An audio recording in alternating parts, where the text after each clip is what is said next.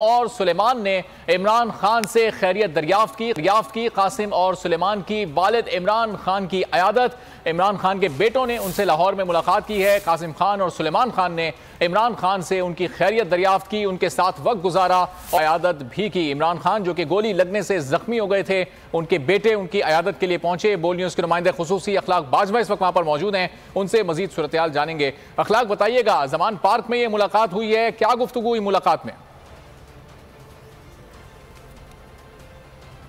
अखलाक बताइएगा, कासिम और सुलेमान ने मुलाकात की है इमरान खान से, क्या तफसीलात हैं आपके पास?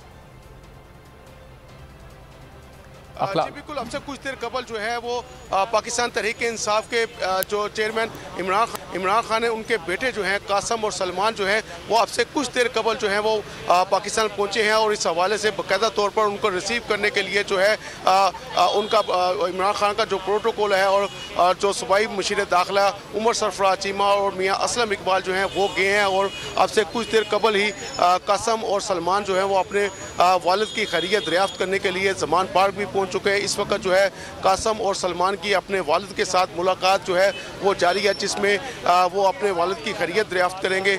याद रहे कि जब जुमेरात के रोज़, आज ही के रोज़ जो है गुज़श्ता जुमेरात को पाकिस्तान तहरीक-ए-इंसाफ के चेयरमैन इमरान खान पर वज़ीराबाद में हमला हुआ था, तो जब वो हॉस्पिटल में थे तब भी उनके बेटों ने उनकी खैरियत दरियाफ्त की थी। टेलीफोनिक रब्ता हुआ था